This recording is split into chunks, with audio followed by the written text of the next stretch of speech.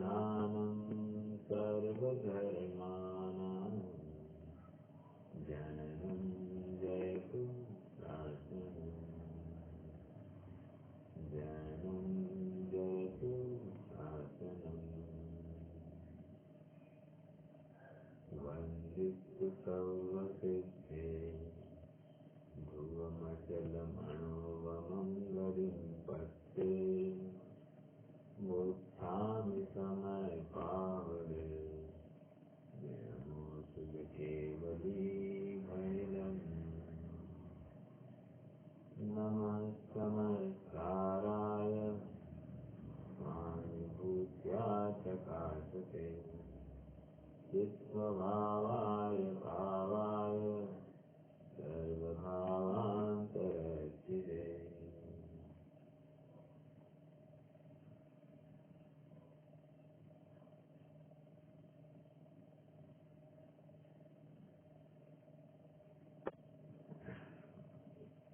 इस शुद्धात्मा की प्राप्ति मुझे कैसे हो, एक अहम प्रश्न हर किसी सुखार्थी को सता ही रहा है और इसका सरल जवाब इतना ही है, जब तक तुम्हें अपने स्वरूप सामर्थ्य का एहसास नहीं है, विश्वास नहीं है, परिचय हुआ नहीं है, तब तक आत्मानुभव की कल्पना मात्र कोई कल्पना ही है।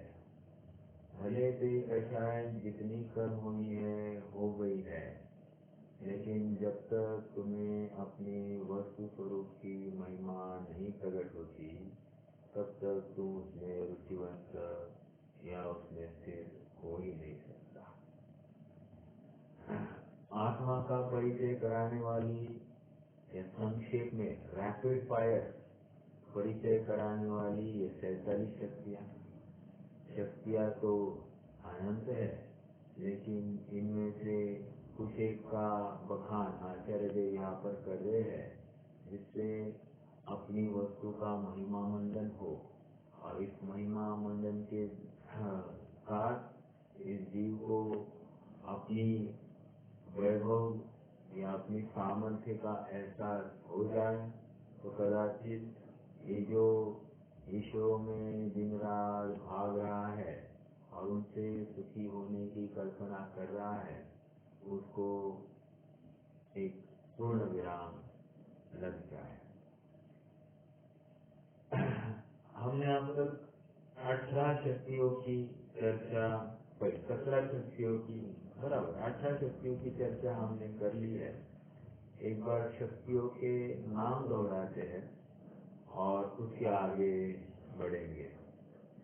मैं चाहूंगा आप में से ही नाम मुझे बताए और फिर हम आगे बढ़ते हैं। कोई शक्तियों का नामों का बखान कर सकता है?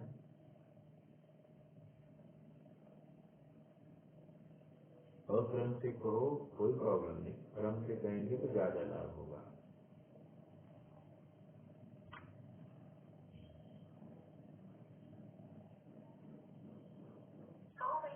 हाँ बोलिए। जीवत्व शक्ति, कीर्ति शक्ति, तुष्टि शक्ति, ज्ञान शक्ति, सुख शक्ति, विवेक शक्ति, प्रभुत्व शक्ति, विभुत्व शक्ति, सर्वदर्शित्व शक्ति, सर्वज्ञत्व शक्ति, सत्यत्व शक्ति, प्रकाशत्व शक्ति, असंपूर्ण विकासत्व शक्ति, अकार्य कारणत्व शक्ति, परिणम्य परिमाणत्व शक्ति, त्यागोपादान शून्यत्व शक्ति, अपूर्णत्व शक्ति, उत्पादयत्व शक्ति। आपने तो पढ़ के दिखाया। मैं चाह रहा था कि कोई प्रयास करे स्मरण करना, क्योंकि हमको दिन भर में अपने वैभव की, देखो मैं हमेशा वही बात कहता हूँ कि जो पढ़ा है एक बार उसको स्मरण करने का पुरुषार्थ हमको करना ही चाहिए, क्योंकि हम जब चाहते हैं हम सुखी हो, हम जब चाहते हैं कि आत्मा की प्राप्ति हो जाए तो उसी की तो चर्चा चल रही थी। चाहते तो है, एक उक्ति में हमेशा कहता हूँ, everybody wants to go to heaven but nobody wants to die. कोई मरना नहीं चाहता और सब मोक्ष की वांछा करते हैं। ऐसी बात यहाँ पर है, सब सुखी होना चाहते हैं और सुख के जिसके आश्रित है ऐसे आत्मा का कोई चिंतन करना नहीं चाहता। कोई बात नहीं, मैं चाहूंगा कि आप सब इसके ऊपर चिंतन करें, मनन करें। हमने जो जो अभ्यास किया है ये सचमुच बहुत जबरदस्त ऐसी शक्तियां हैं। एक एक शक्ति का चिंतन मनन करें तो अनेक राज खुलते हैं, अपने स्वरूप सामर्थ्य की महिमा आती ही आती है। चलिए कोई बात नहीं। अगुरु लघु शक्ति में हमने ये देखा था कि इस आत्मा में ऐसी एक शक्ति है कि जिसके माध्यम से दो परस्पर भिन्न पर्यायों में वो पृथकता क्यों बनी रही है।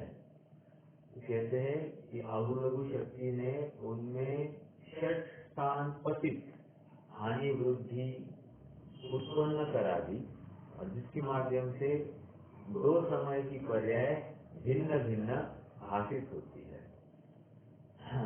यहाँ तक कि केवल ज्ञान की पर्याय, अरे किसी जीव के ऊपर लगाओ ना आप, मतलब देखो आनंद कब आएगा जब हम इसको अप्लाई करने की कोशिश करेंगे। हाँ, अब लघु शक्ति हम चौथे गुण स्थान पर लगाएंगे, लगाओ तो लगाकर हम देखिए उसका ज्ञान गुण का क्या परिणाम हो रहा है। अरे उसके ज्ञान गुण, वर्तमान का ज्ञान गुण और अगले समय का ज्ञान गुण, उसमें क्या फर्क हो रहा है। फर्क क्यों है?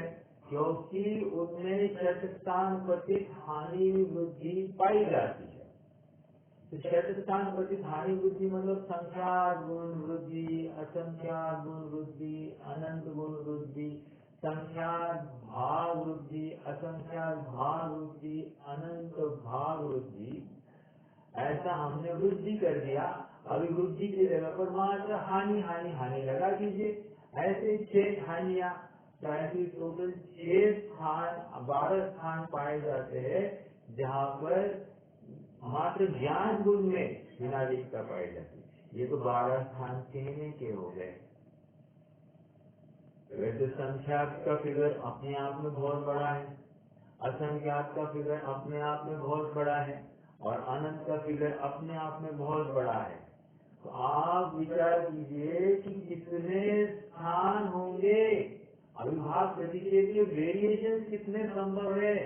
और एक बात समझिए, एक गुण की बात नहीं चल रही, एक गुण की 2 पर्याय की बात चल रही है। ऐसे अनंत गुण और अनंत गुणों में अनंत अविभाज्य प्रतिच्छेद, परस्पर 2 पर्यायों में, परस्पर 2 लगने वाली पर्याय में अनंत अविभाज्य प्रतिच्छेद घटित करने पड़ेंगे। आप विचार करो ये अगुरु की शक्ति कितनी व्यापक और कितना बड़ा काम कर रही है। अनंत गुणों की ऐसी अविभाज्य प्रतिच्छेद, षट स्थान पतित हानि वृद्धि, वो उनमें वो सब सिद्धि कराना, आप विचार कीजिए। मतलब मैं इसलिए अपन जब तक ऐसे विषय के ऊपर चिंतन नहीं करेंगे ना, तब तक महिमा नहीं आएगी अपने को स्वरूप की। महिमा नहीं आई तो क्या मतलब है। फिर हम लाख चाहे कितने शिविर जाए, लाख प्रवचन सुने, हम इस विद्वान को छोड़े, दूसरे विद्वान को पकड़े, दूसरे विद्वान को पकड़े, गोधन जी को पकड़े, इनको भी सुनो।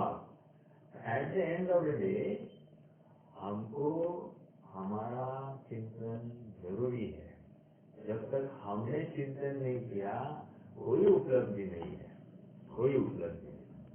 ठीक है, अगुरु लघु शक्ति, ओके। उत्पाद में ध्रुवत्व शक्ति, 8वीं शक्ति उत्पाद में ध्रुवत्व शक्ति। क्या कह रही है उत्पाद में ध्रुवत्व शक्ति? तेरे इस जीव में प्रत्येक समय में नवीन पर्याय का उत्पाद हो रहा है, पुरानी पर्याय का व्यय हो रहा है, और ऐसा होते हुए भी द्रव्य ध्रुवत्व सहित बना रहा है। ध्रुवत्व सहित मतलब क्या? द्रव्य के स्वभाव में कुछ चेंज नहीं आया और उत्पाद व्यय होते रहा।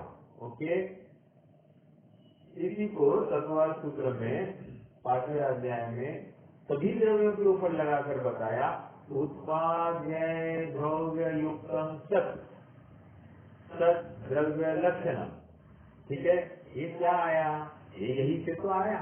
ऐसी शक्ति जीव में त्रिकाल पड़ी है। अब मात्र जीव में पड़ी है क्या? रोज द्रव्य में पड़ी है। तो ये तो सामान्य गुण हुआ। अरे होने दो ना, क्या तकलीफ है? लेकिन इससे क्या मालूमात हुई? इससे ये मालूमात हुई कि मेरे परिणमन करने में किसी पर द्रव्य की सहायता नहीं है और मेरे ध्रुव बने रहने के लिए मुझे किसी पर द्रव्य की सहायता की जरूरत नहीं है। मैं स्वयं अपने सामर्थ्य से परिणमता हूँ। ऐसा वस्तुत्व गुण पड़ा है, ऐसा द्रव्यत्व गुण पड़ा है और मैं ध्रुव बना रहा, अर्थात मेरा अस्तित्व बना रहा, ऐसा अस्तित्व गुण भी पड़ा है। ये 3 गुणों का कॉम्बिनेशन मिलकर ये उत्पाद द्रव्य शक्ति है। समझ में आ रहा है क्या? लगाने के लिए और बहुत कुछ हो सकता है, लेकिन मूल तो 3 गुण का कॉम्बिनेशन दिखाई दे रहा है ना हमको यहाँ पर। उत्पाद ध्रुवत्व शक्ति। ठीक है, अभी प्रश्न खड़ा हो रहा है।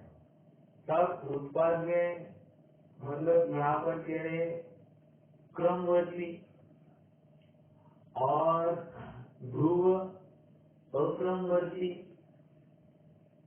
तो आप ये परस्पर विरुद्ध 2 बातें कर रहे हो। एक क्रमवर्ती कर रहे हैं, एक अक्रमवर्ती कर रहे हैं। या आप ये कह रहे हैं कि एक समय में बदल रहा है और उसी समय में बदल ही नहीं रहा है। ये 2 बातें आप कैसे कर रहे हो? ये एक टाइम में एक ही द्रव्य में ऐसी विपरीत परस्पर विरुद्ध 2 बातें कैसे रह सकती है? तो कैसे रह सकती है? कैसे रह सकती है?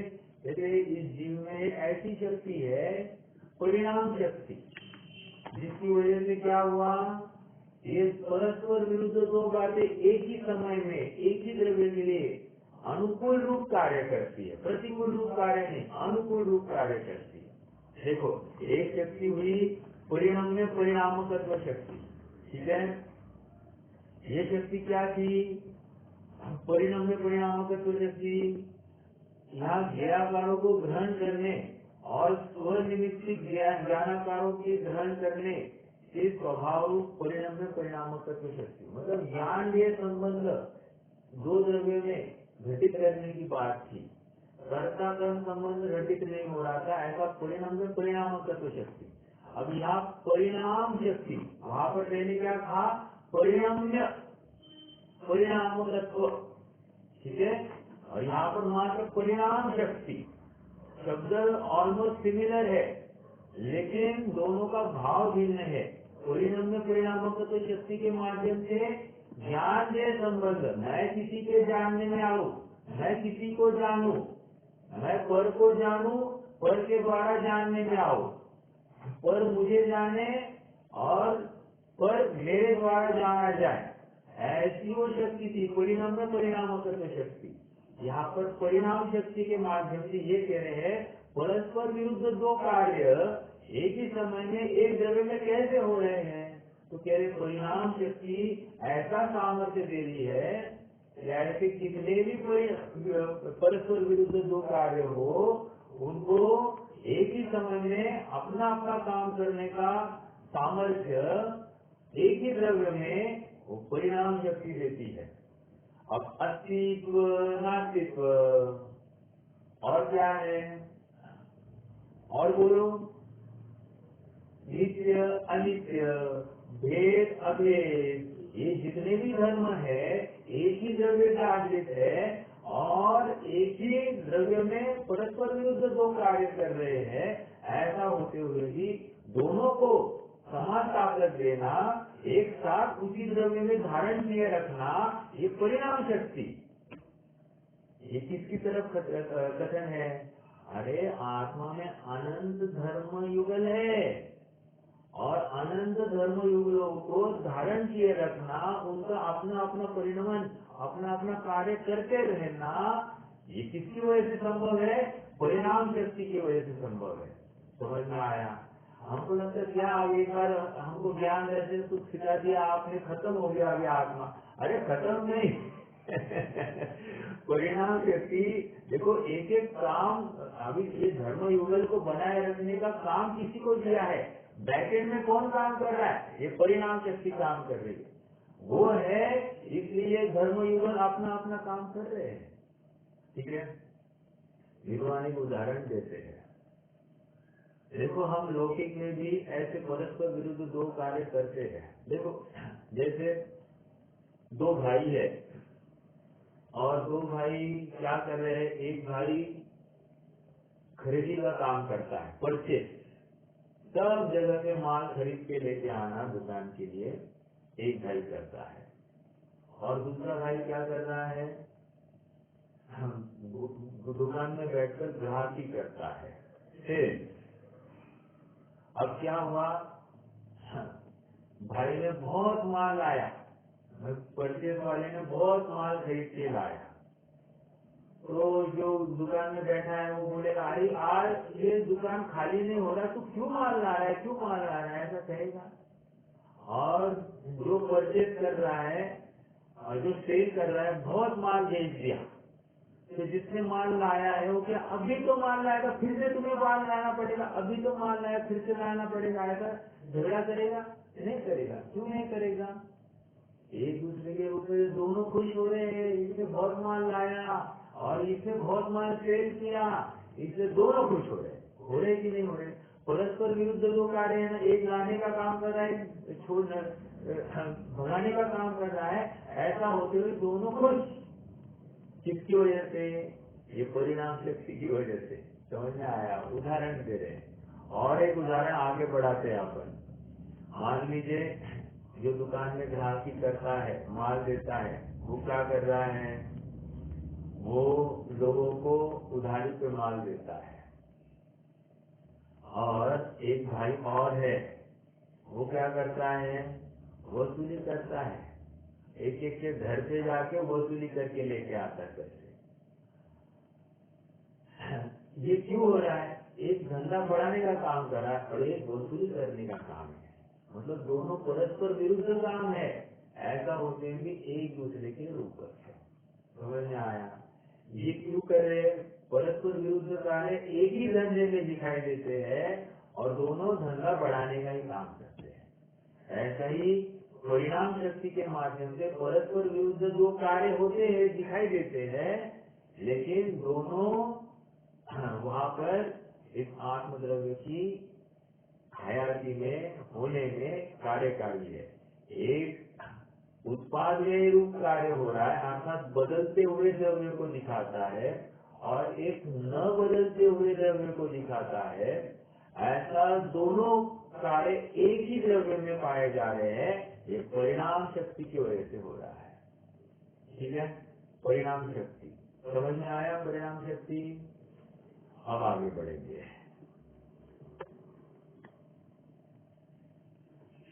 हाँ, अब अमूर्तत्व शक्ति है। अमूर्तत्व शक्ति बहुत जबरदस्त। अमूर्तत्व शक्ति कह रहे हैं मुझे मेरी महिमा लानी है, तो मैं कौन हूँ, मूर्तिक हूँ या अमूर्तिक हूँ? कह रहे मैं अमूर्तिक हूँ। अब जब अमूर्तिक हूँ तो फिर ये रूप साज श्रृंगार कौन करेगा? क्यों करेगा? करेगा ही नहीं।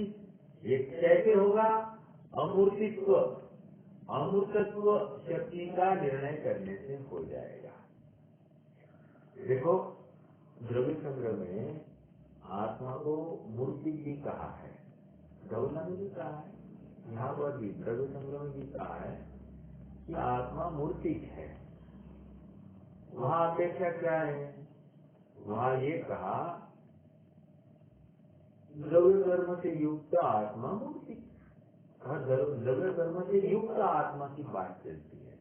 और यहाँ पर अमूर्तिक से कर द्रव्य कर्म, नौ कर्म और भाव कर्म क्या लेना? भाव कर्म अपने आप में अमूर्तिक है, लेकिन द्रव्य कर्म और नौ कर्म से रहित ऐसा जो आत्मा, उसकी चर्चा है अमूर्तिक। समय काल की 49वीं गाथा हम सबने पढ़ी होगी। क्या है? अरसम रूपम गंधम अवस्थम चेदना गुणम सद्दम ज्ञानालिंग गहनम जीवम दिष्ट संठानम। क्या कहा वहां पर? अरस, यह आत्मा अरस है। अमूर्ति के माध्यम से यहाँ पर अरस भी ले लिया। समझ में आया? ये मूर्तिकपना मतलब क्या? कोई बताएगा मूर्तिक मतलब क्या? एक होता है मूर्ति और एक होता है मूर्तिक। क्या है फर्क?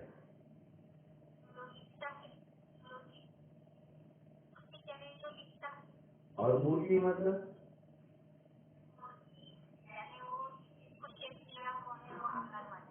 आकार वाला। समझ में आया क्या सबको? जहाँ चैतन्य मूर्ति ऐसा शब्द होता है, दया मूर्ति ऐसा शब्द होता है, मतलब वहाँ दया मूर्ति, चैतन्य मूर्ति, मतलब वहाँ आकार की तरफ संकेत है। तो मेरा प्रश्न है, मूर्ति कौन कितने द्रव्य हो सकते हैं और मूर्ति कितने द्रव्य हो सकते हैं? प्रश्न जरा गौर से सुनना। मूर्तिक कितने द्रव्य होते हैं और मूर्ति कितने द्रव्य हो सकते हैं?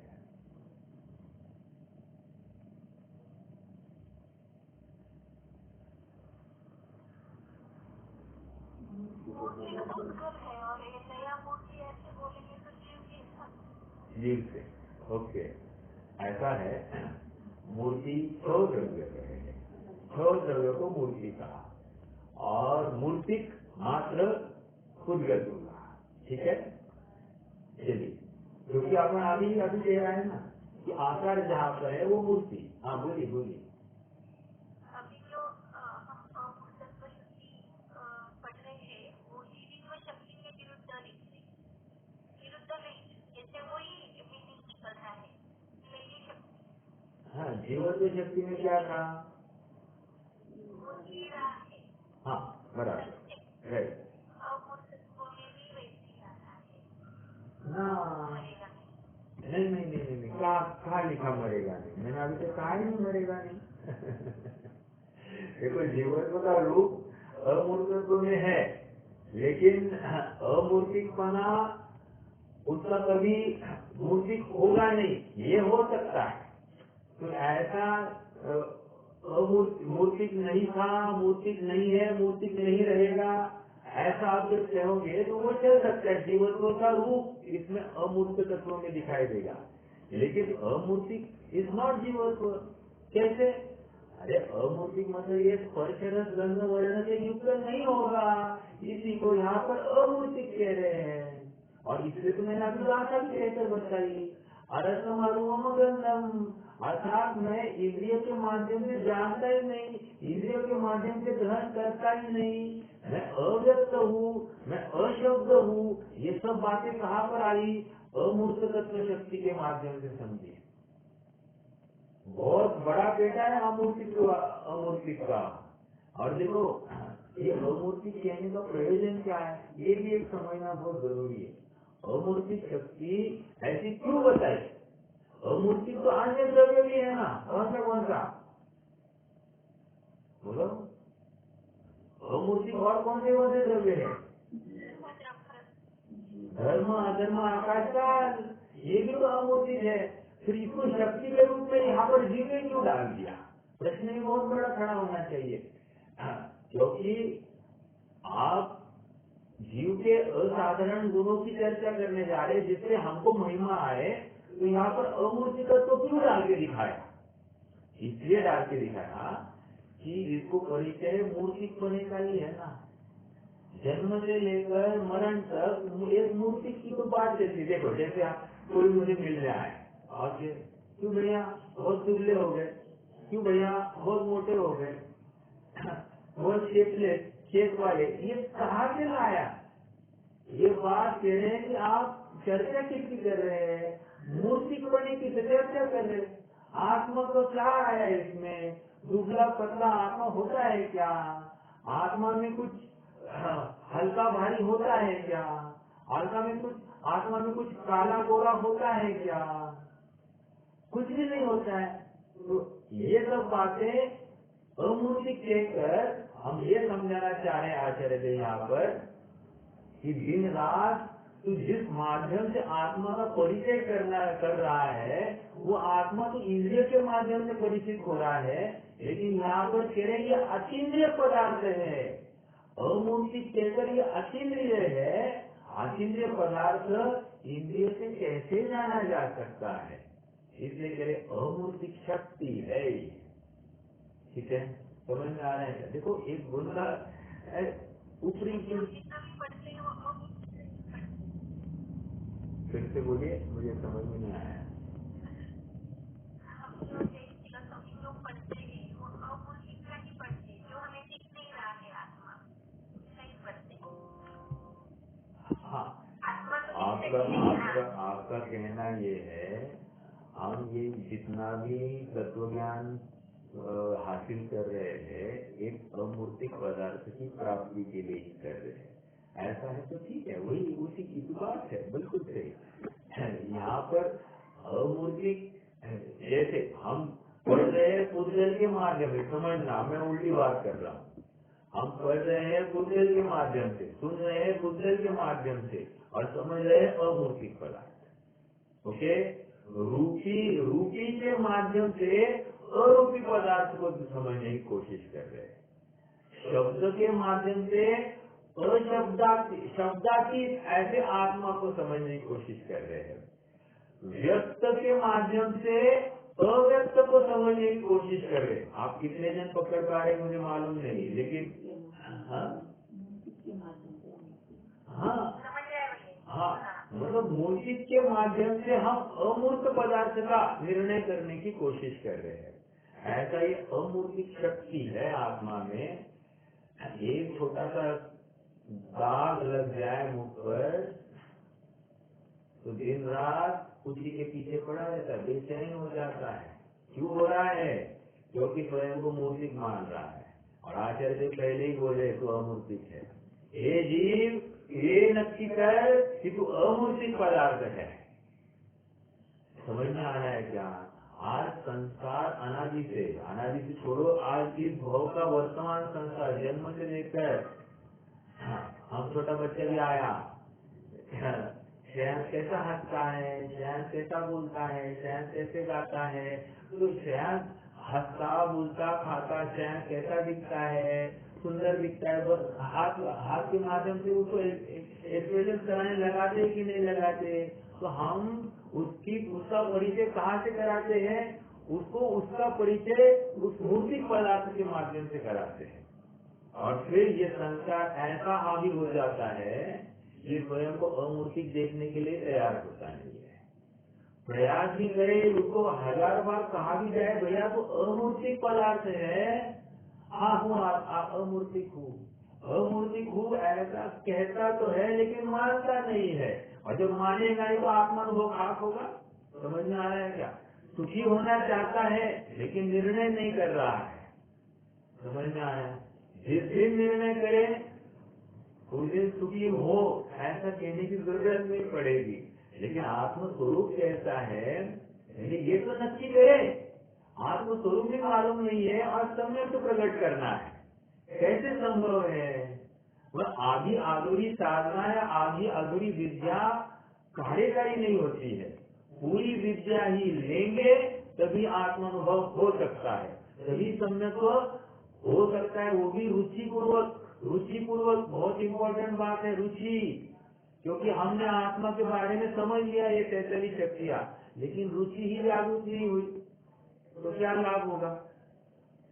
किसी लड़के को एक आध लड़की का परिचय कराया जा रहा है और उसको बताया कि ये लड़की अमुक है, ऐसी है, इस घर की है, खानदानी है, स्वाध्यायी है, धर्म परायण है, आदि आदि सब बातें।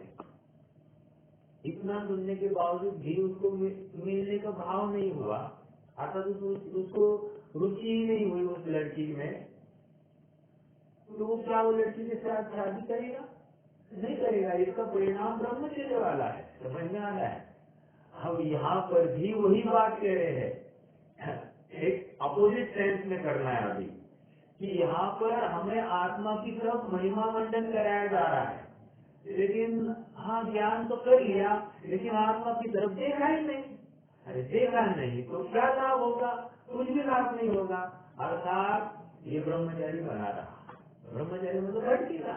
यहाँ इस कॉन्टेक्स्ट में भटकने की बात है, उस कॉन्टेक्स्ट में ब्रह्मचर्य अच्छी बात थी, लेकिन अपने को उदाहरण घटित करना है अपने सिद्धांत में, इस अपेक्षा के यहाँ पर लगाना। ठीक है। अमूर्त तत्व, यहाँ पर पढ़ते हैं अपन क्या कह रहे हैं और उसके बाद में और विचार करेंगे। कर्म बंध व्यपगम व्यंजित सहज स्पर्शादि शून्य आत्म प्रदेशात्मिका अमूर्तत्व शक्ति। बहुत सारी बातें हैं, देखो। कर्म बंधन व्यपगम व्यंजित सहज स्पर्शादि शून्य।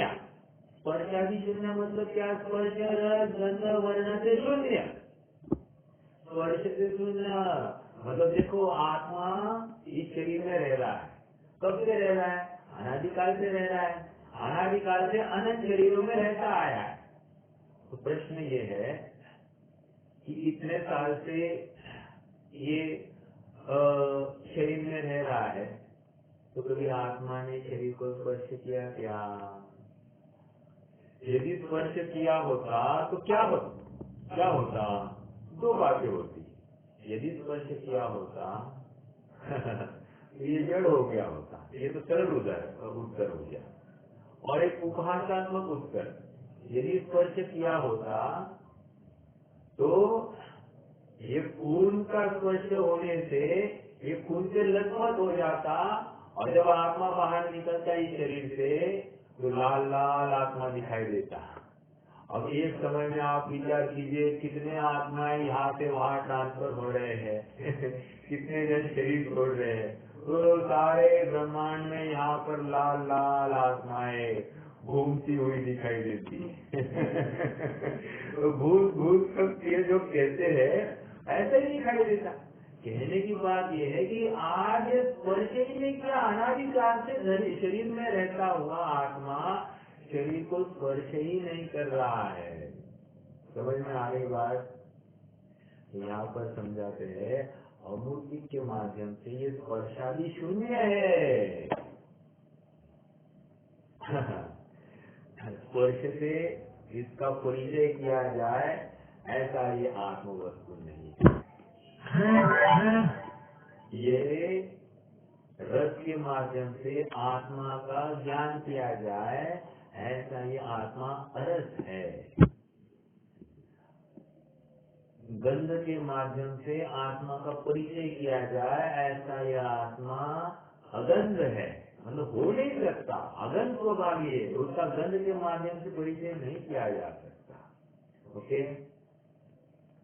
शब्द के माध्यम से आत्मा को समझाया जाए ऐसा शब्दातीत आत्मा है। कैसे समझाए? शब्द, किस शब्द से हम आत्मा को समझाए?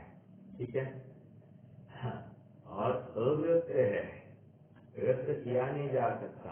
अलिंग ग्रहण है, अलिंग ग्रहण मतलब क्या? अलिंग ग्रहण, लिंग मतलब चिन्ह, चिन्हों के माध्यम से ग्रहण नहीं किया जा सकता ऐसा आत्मा। आप कितने भी चिन्ह बताओ उससे ग्रहण नहीं होगा। फिर कैसे ग्रहण होगा? एकमात्र रुचि के माध्यम से हो सकता है। जिसको रुचि उत्पन्न हो गई उसको आत्मा ग्रहण हो गया। जिसको संसार शरीर देह के प्रति अरुचि हो गई उसको आत्मा ग्रहण हो जाएगा। समझ में आई क्या? अमूर्तत्व शक्ति। आगे बढ़ते हैं। क्या और एक बात, कर्मबंध व्यपगम, इसका हिंदी अनुवाद देखिए। हिंदी अनुवाद में क्या आया है यहाँ पर? अमूर्तत्व शक्ति कर्म बंध के अभाव से व्यक्त, कहा से लाया शब्द? कर्म बंध व्यपगम, व्यंजित, व्यंजित मतलब रहित। तो कह रहे कर्म बंधन के अभाव से व्यक्त सहज।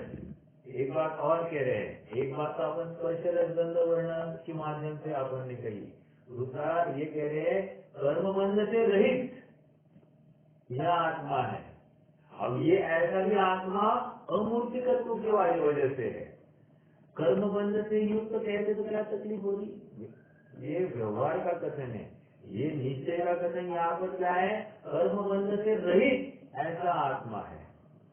इन काल में ये कभी कर्म बंधन से युक्त नहीं हुआ है। 14वीं गाथा, जो पत्र अपान अबद्ध पुत्रम अनन्यम यदम। क्या कहा? जो आत्मा को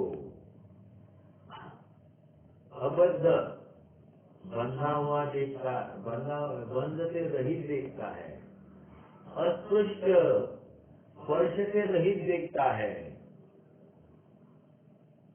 अनन्य, अनन्यम, अनन्य मतलब अन्य अन्य गति जो चेंज करता हुआ उससे पार देखता है, मनुष्य नारकी आदि अवस्थाओं से पार आत्मा को देखता है, एक नियत स्वभाव वाला देखता है, उसको आत्मानुभव हो जाता है।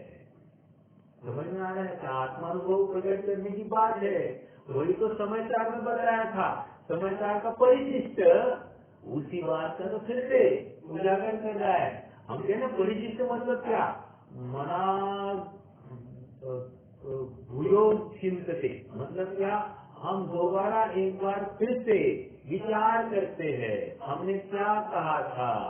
तो कहा था अबद्ध स्पृष्ट अनन्यम नियतम, तो वही तो अमूर्तिकत्व कहकर हो रही बात। वही बात हमने 49वीं गाथा में कही थी, अरसम अरूम गंधम अवत्तम। तो ऐसा कहकर फिर से वहाँ पर अमूर्तिकत्व की तरफ तो संकेत था। समझ में आया? ये अमूर्तिक में कितनी बातें गर्भित हो गई।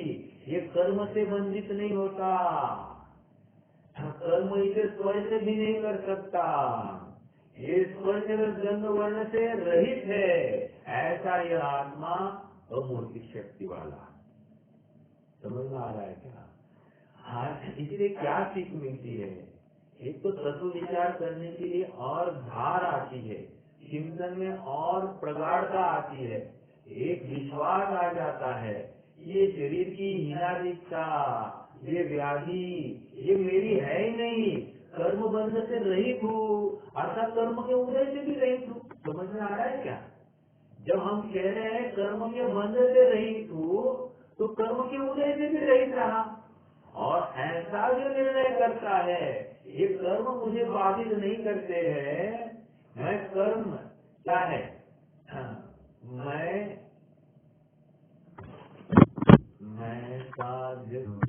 साध्य साधक, मैं अबाधक, कर्म आरुत सुफल निशय, पिंड चंड सुगुण करंड च्युत पुनि कलनिते, यो चिंत्य निज में स्थिर भय, तिन अकथ जो आनंद लयो, सो इंद्र नाग नरेंद्र वामिंद्र के नाही कयो।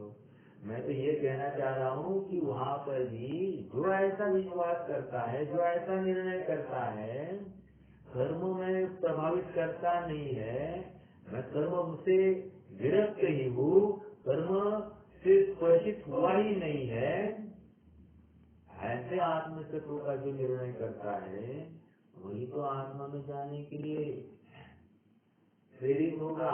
देखो, दो जन निर्णय करते हैं, एक में कर्म मुझे छूटा ही नहीं, और एक स्वच्छंद हो जाता है, और एक वो है जो कर्म मुझे छूटा ही नहीं ऐसा निर्णय करके आत्मा में लग जाता है। समझ में आ रहा है क्या?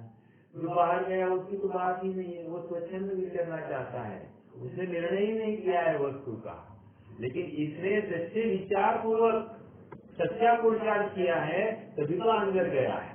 समझ में आ रहा है क्या? ज्ञान वही है जो प्रत्यक्ष ज्ञान का कारण, मतलब क्या, त्याग का कारण हो। हमको ये मालूम हुआ कि मैं अमूर्तिक हूँ, ऐसा ज्ञान हुआ। इस ज्ञान के फल स्वरूप हमको क्या होना चाहिए? मैं अमूर्तिक हूँ, मैं कर्म से अबद्ध हूँ, ऐसा निर्णय होने के बाद में अब स्वच्छंद नहीं विचरना है।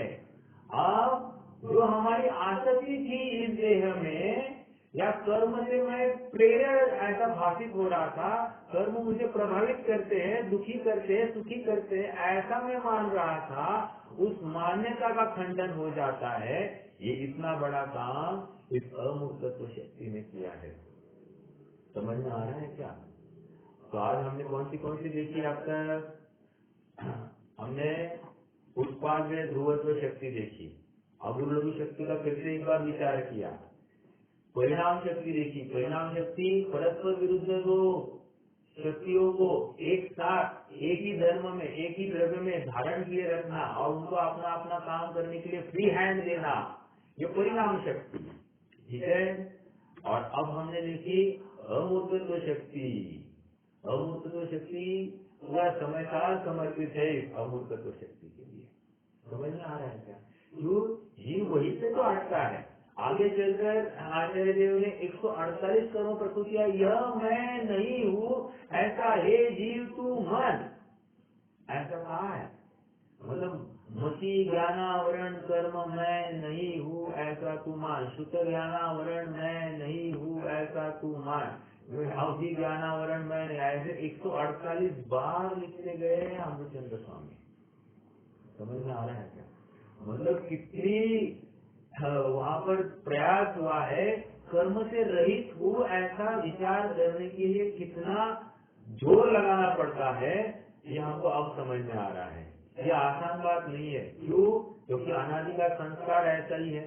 और इस भोग में भी हमने जो संस्कार धारण किया है कि भाई क्या मेरे साथ बुरा क्यों हुआ, कर्म का उदय था, तो कर्म के उदय से डरने लगता है। तो यहाँ पर समझा रहे हैं कर्म का उदय होते हुए भी तेरा स्वरूप सामर्थ्य चेंज नहीं हुआ है, बदला नहीं है, वैसे का वैसा भरपूर रहा है। ऐसा अमूर्तत्व शक्ति के माध्यम से हमको समझना है।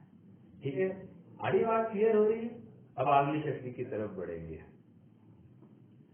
अब देखिए कितनी शक्तियां हो गई? टोटल 20 शक्तियां हो गई है, 20।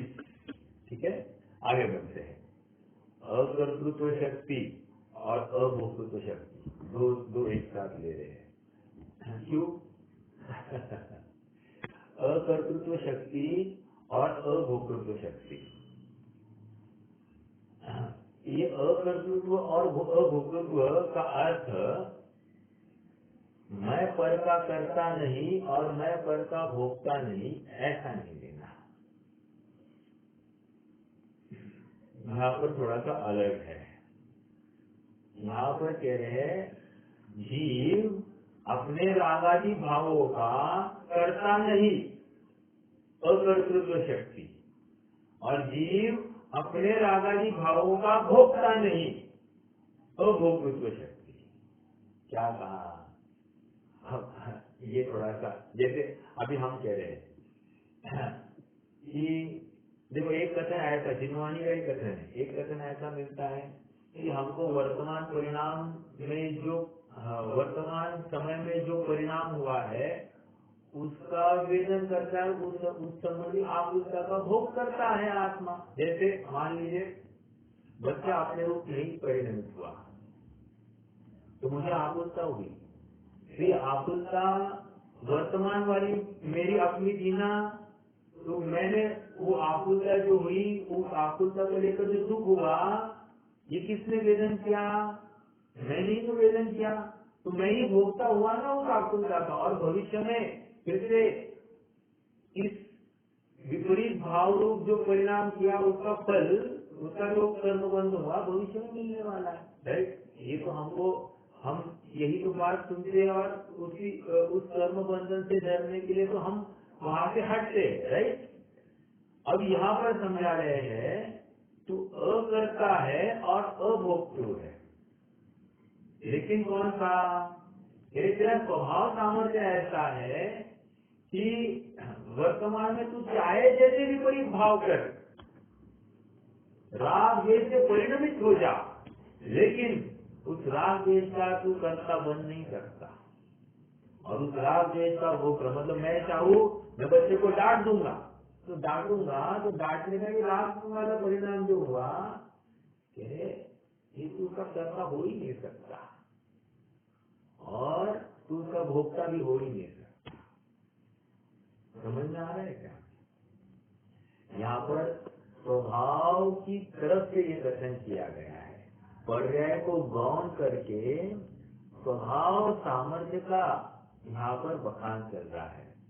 और इसलिए अगर आप सबको याद होगा तो ये अकर्तृ और अभोक्तृ की बात समझदार की 60 से लेकर 68 तक की गाथा। वहाँ जीव अकर्ता के रूप में ही वहां पर बताया गया है। अभी कर्ता कर्म अधिकार है, वो राग आदि का कर्ता नहीं है, मात्र ज्ञाता है, ये सब बातें है ही है। लेकिन 60 से 68 वाली गाथा भी इसी के परिप्रेक्ष्य में ली गई है। वहां पर निर्मिथ्यात्व नहीं आदि आदि सब बातें आती है। तो क्या है, अकर्तृ और अभोक्तृ के माध्यम से जीव रागादि का कर्ता नहीं और रागादि का भोक्ता नहीं, ऐसा बताया जा रहा है। जरा पढ़ते हैं अपन, देखो। सकल कर्मकृत जागृत्व मात्र अतिरिक्त परिणाम करणो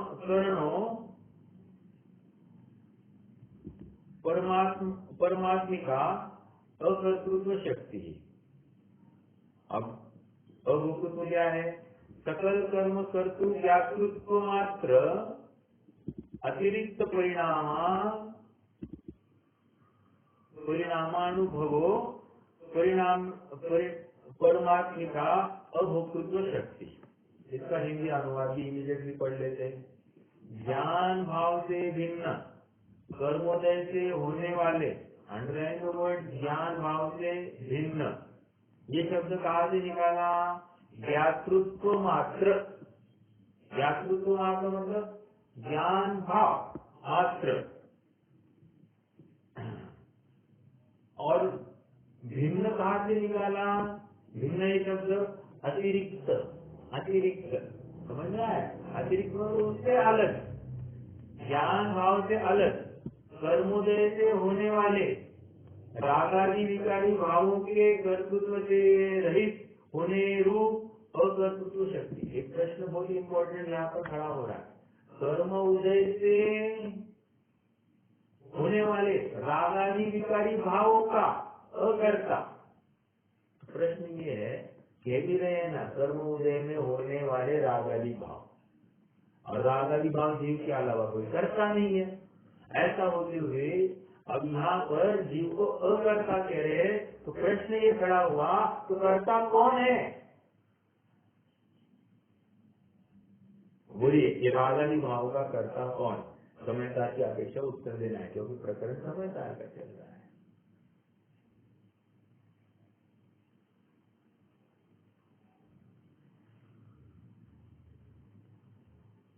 ऐसा प्रश्न आना चाहिए ना अपने को। जब यहाँ पर कह रहे हैं राजीव रागादि का कर्ता नहीं है, कर्म उदय से हमें होने वाले रागादि भावों का कर्ता जीव नहीं, वह करता है, तो प्रश्न ये खड़ा होना चाहिए, तो कर्ता कौन है? फिर इस कर्म का सूत्रधार कौन है?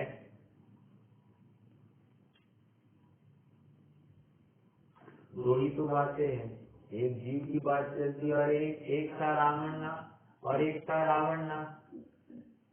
एक ने एक की नार हरी और एक ने एक की नाक हरी। इतनी सी बात का बातन्ना और तुलसी रच गए कोठन्ना। अब एक था जीव और एक था पुद्गल अजीव। इसमें एक ने पुद्गल के साथ में, जीव ने पुद्गल के साथ में रति करी, तो इतनी पुद्गल में भी जीव के साथ कर्म बंधन हो गया, इतनी सी बात का बातरना, और कुंड कुंड रच गए पोथना। कहने की बात इतनी की इतनी सी एक बात है कि जीव ने पर पदार्थ में अहम किया, तो पर पदार्थ भी जीव के साथ एक रूप हो गया। एक रूप हो गया मतलब एक क्षेत्र वाला संबंध बनाया।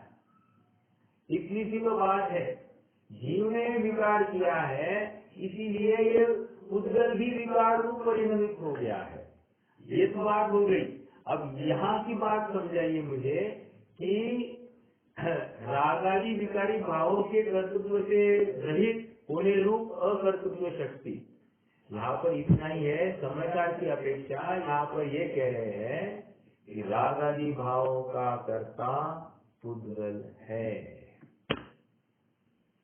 पुद्गल के खाते में डाल दिया है रागादि भाव, जीव को उससे अलिप्त कर दिया। ऐसा क्यों किया? कोई मेरा प्रश्न है, ऐसा क्यों किया?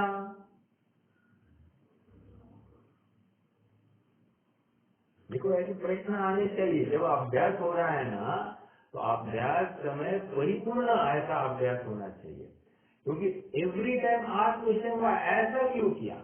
और देखो, दो प्रकार के प्रश्न होते हैं, एक तो विरोध के लिए प्रश्न किया जाता है और एक समझने के लिए प्रश्न किया जाता है। विरोध के प्रश्न का कोई जवाब नहीं है। क्यों? विरोधक ही जीतने वाला है। लेकिन समझने के लिए जितने प्रश्न किए जाते हैं, तो समझदार को इशारा काफी होता है, थोड़े में ज्यादा समझने की कोशिश करता है। देखो, मैं यहाँ पर ये कह रहे हैं कि पुद्गल को रागादि का कर्ता कहने का प्रयोजन ये है, उसका फल क्या हुआ? रागादि भाव हुए, उसका फल क्या हुआ? कर्मबंध हुआ कि नहीं हुआ? कर्मबंध क्या है? पुद्गल है या जीव है? पुद्गल है, तो बस डाल दो उसको पुद्गल के खाते में। एक दूसरी अपेक्षा, कोई लड़का है, लड़का माता पिता की सेवा नहीं करता है, तो उसको क्या किया जाएगा? कुपोष है, ये हमारा बेटा है ही नहीं, बोल दिया जाता है कि नहीं। तो किसका है? जिसने इसको पट्टी पढ़ाई है, माता पिता की सेवा नहीं करनी है, वो उनका। समझ में आया क्या? उनकी वजह से ये बिगड़ गया है। जैसे ही यहाँ जीव का परिणाम बिगड़ा क्यों है? उस पुद्गल की वजह से बिगड़ा है, कर्म उदय की वजह से बिगड़ा है, इसलिए इसको पुद्गल के खाते में डाल दो। समझ में आ रहा है क्या? फिर भी प्रश्न ये है कि ये प्रयोजन क्या है? यहाँ पर प्रयोजन इतना ही है कि जीव को लग रहा है कि हे प्रभु, मैं कर्म बंधन से युक्त ही हूँ, तो ऐसा ही कर्म का उदय निरंतर चला रहेगा, तो फिर मैं अकर्म रूप कैसे होऊंगा? आप भले कह रहे हैं कि अकर्म रूप अवस्था ही सुख अवस्था है, वही शुद्ध अवस्था है, लेकिन जब उदय ही कंटिन्यूस चलेगा और हर उदय में परिणाम होगा ही होगा, रागादि भाव पाए जाएंगे, तो मैं अकर्म रूप कब होऊंगा? तो उस समय में आचार्य देव हमको कह रहे हैं कि भाई ठीक है कि कर्म का उदय निरंतर चलता है, वो कह रहा है कि कर्म का उदय तो रुक जाए ना, तो मैं वहाँ पर कोई परिणाम नहीं करूंगा, तो अपने आप में मुक्त होऊंगा। लेकिन कर्म का उदय तो निरंतर आ रहा है, हर उदय में हर समय में एक परिणाम हो ही रहा है, तो कैसे मैं आगे बढ़ूंगा? आचार्य समझा रहे हैं, तेरे पास एक है उपाय। क्या? तू स्वयं को अकर्म रूप देख ले, अर्थात तू कर्म बंधन का कर्ता नहीं है और उनका भोक्ता नहीं हो सकता, ऐसा तेरा स्वभाव है। और इस स्वभाव सामर्थ्य कब से है? अनादिकाल से है, अब है और अनंत काल तक रहेगा। कर्म तुझे बाधित करने में समर्थ ही नहीं होंगे। क्यों? क्योंकि तेरा स्वभाव ही ऐसा है अकर्ता रूप। तू कर्म को चाहे भी तो कर नहीं सकता है और चाहे भी तो भोग नहीं सकता है, ऐसा तेरा स्वरूप सामर्थ्य है। जब ये निर्णय हो जाएगा तो उसकी कर्म के उदय में उसकी दृष्टि कर्म से हटकर स्वभाव सम्मुख होगी कि नहीं होगी? होगी। और इसीलिए ये कथन किया जा रहा है कि ये कर्म के उदय में होने वाला रागादि भाव ये कुदरत, ये कथन इसलिए क्योंकि स्वरूप की महिमा आने पर ही तो स्वरूप में झुकाव होगा। स्वरूप की महिमा ही नहीं तो स्वरूप में झुकाव काहे का होगा? समझ में आ रहा है क्या? इसलिए जितने भी अब आप सबको थोड़ा सा एहसास आ रहा होगा कि जो जो सामयिक करने का या ध्यान करने का दावा करते हैं, आत्मानुभव का दावा करते हैं, क्या उनको ये अपनी शक्तियों का एहसास है, खबर है? जब तक खबर ही नहीं है तो किसकी खबर ले रहे हैं या किसका अनुभव कर रहे हैं ये उनको ही मालूम है। हो सकता है आने और जाने वाली श्वासों के ऊपर ही दृष्टि है, हो सकता है कोई काल्पनिक ऐसी एक आत्मवस्तु इमेजिन की है, उसी का ध्यान हो रहा है, हो सकता है। लेकिन ये जो सत्यार्थ आत्मवस्तु है उसका विचार ही नहीं हुआ है, उसको कोई पढ़ा ही नहीं है, उसके बारे में समझा ही नहीं है, तो अनुभव किस चीज का करेंगे? ये समझना मतलब हम अभी हमारा फिर से तत्वार सूत्र चालू हो जाएगा और मसी ज्ञान के भेद हमको करने हैं। आप सबको फिर से अभी टेम्पो सेट कर दूं। ये कब आने वाले ये लोग? 7-8 तारीख को आने वाले थे। हाँ? एक आध 2 दिन में आ जाएंगे। देखते फिर अपन अपनी जितनी शक्तियां हो गई ना अभी उतनी ही रुक जाएंगे, फिर हम फिर से तत्वार सूत्र चालू कर देंगे। तो क्या कहना था मैं कि अकर्तृत्व शक्ति और अभोक्तृत्व शक्ति यहाँ पर इतना समझा जाए तो इनसे प्रभावित नहीं होता, क्योंकि ये पर के खाते में डाले गए और ऐसा तेरा सामर्थ्य है और ये ऐसा विश्वास दिलाने के लिए कि कर्म के उदय में भी तो कर्म के साथ जुड़ना या नहीं जुड़ना ये इससे फर्क नहीं पड़ता है। तू तो निर्णय कर कि कर्म का उदय में भी तेरे पास ऑप्शन है कर्म के साथ जुड़ना या नहीं जुड़ना। तू जब हमने ये कह दिया कि तू कर्म का करता ही नहीं है तो फिर करने का तुझे प्रयोजन ही नहीं बाधित होगा। फिर करने का कोई कर्म या रिएक्शन देने का कोई प्रयोजन बाधित नहीं होगा, तो तेरा उपयोग बाहर से हटकर अंदर की तरफ जाएगा और ये काम अकर्तृ शक्ति और अभोक्तृ शक्ति के माध्यम से समझाया जा रहा है। कितना कार्यकारी आत्मानुभव करने के लिए ये अब हमको समझ में आ रहा है। अकर्तृ शक्ति और अभोक्तृ शक्ति, देखो ये अपेक्षा है कथन करने की, हर अपेक्षा को उसी परिप्रेक्ष्य में समझना जरूरी है। थोड़ा सा हम अलग तरीके एक मिनट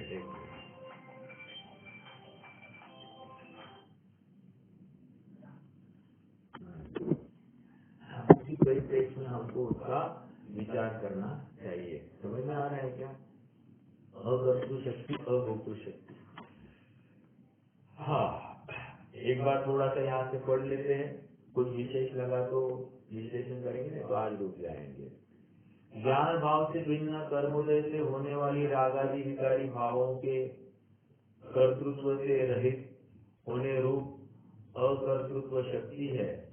इसी प्रकार ज्ञान भाव से भिन्न कर्मोदय से होने वाले रागादि विकारी परिणामों के अनुभव से अर्थात भोक्तृत्व से रहित होने रूप अभोक्तृत्व शक्ति है।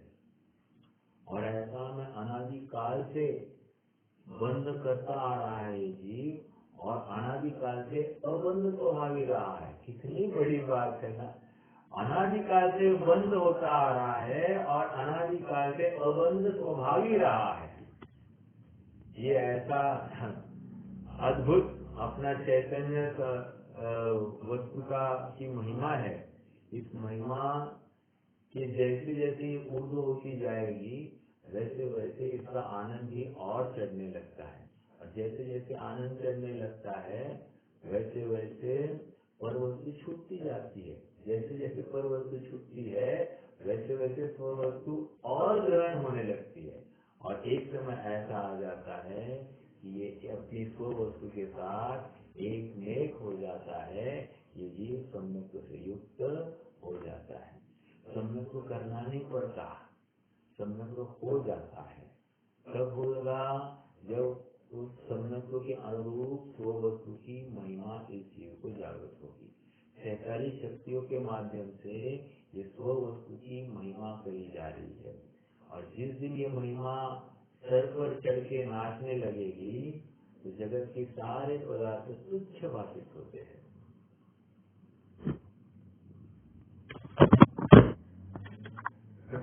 तात्पर्य यह है कि ज्ञान भाव से भिन्न कर्मोदय से होने वाले राग आदि विकारी भावों के कर्तृत्व से रहित अकर्तृत्व शक्ति है, उन्हीं के भोक्तृत्व से रहित अभोक्तृत्व शक्ति है। निष्कर्ष के रूप में कहा जा सकता है कि अकर्तृत्व शक्ति के कारण आत्मा राग आदि का अकर्ता है, और अभोक्तृत्व शक्ति के कारण राग आदि का अभोक्ता है। समझ में आया? अकर्ता और अभोक्ता। मैं पर का कर्ता नहीं और पर का भोक्ता नहीं, ये बात अलग, समझना इस बात को। लेकिन मैं रागादि भावों का वर्तमान में होने वाले रागादि भावों का कर्ता नहीं और वर्तमान में होने वाले रागादि भावों का भोक्ता नहीं, ये कहने वाली अकर्तृ शक्ति, मतलब हो रहे हैं पर्याय में रागादि भाव, और ऐसा होते स्वभाव में अकर्तृत्व पड़ा है। अकर्तृत्व पड़ा है मतलब अकर्तृत्व स्वभाव पड़ा है, और अभोक्ता वर्तमान में भोक्ता हुआ भाषित होते हुए भी अभोक्तृत्व स्वभाव विद्यमान है। ठीक है, ऐसा ही स्वभाव सामर्थ्य।